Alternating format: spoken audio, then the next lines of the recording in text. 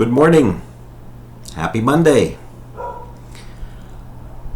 Today I'm going to discuss a question I get asked a lot. Where do you get your ideas? And, as I was writing the season of stories, I investigated Scott Odell's life, and I think that I found a quote that opens the book that I think encapsulates perfectly what I want to talk about today. It's at the very beginning of the season of stories. Scott Odell said, "Good stories are everywhere. You don't have to look far. Open your eyes." In fact, I really feel that I don't choose my ideas. Rather, the ideas choose me. Certain stories that I learn about end up becoming obsessions. Mario Vargas Llosa, again, the Peruvian Nobel Prize winner, calls these obsessions demons.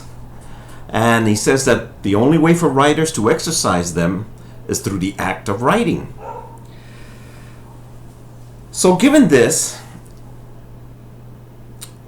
there are stories all around us.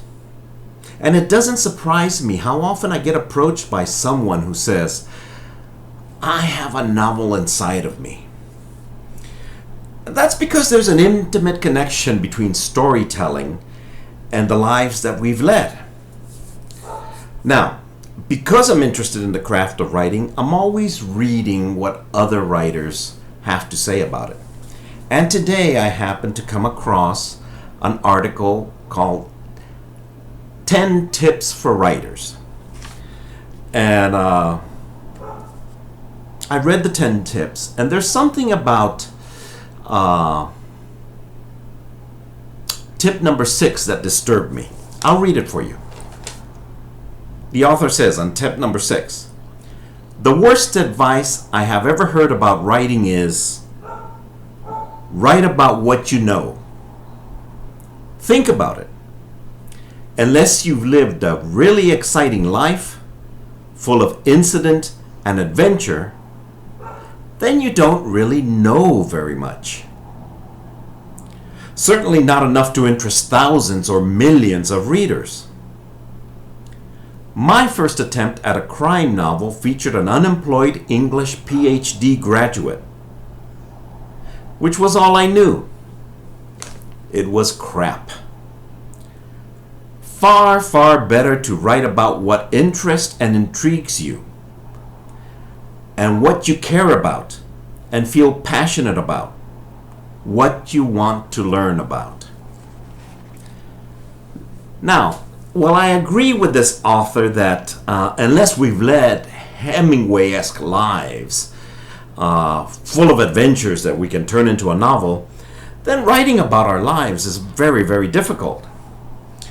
But what bothered me about tip number 6 is that he seems to see writing about what you know and writing about your passion as being something mutually exclusive. Now, let me confess here. Before my first published novels, I had 3 failed attempts. This was in the late 80s. I was living in the United States. I was writing 80% out of passion and 20% out of knowledge. And I was not faring well as a novelist. In fact, I felt that I didn't have it in me. So I gave it up. I never stopped writing, but I gave up fiction. But then I moved back to Nicaragua in 1999. I kept my eyes open. I was in close proximity to the stories that really, really interested me. And not too long after I moved there, I had a nice quiet lunch with a fellow named Bernardo Martinez. And this started an adventure that led to a tremendous amount of acquisition of knowledge, and also to my first published novel, Bernardo and the Virgin. So my advice to you is keep your eyes open.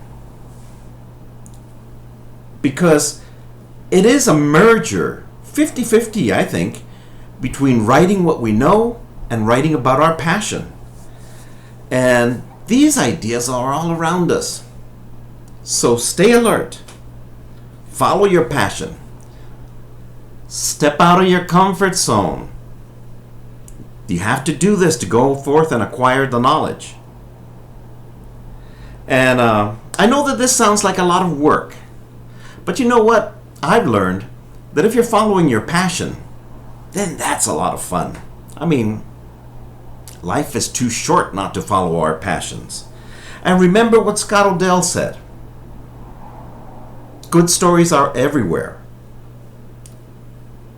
You don't have to look far.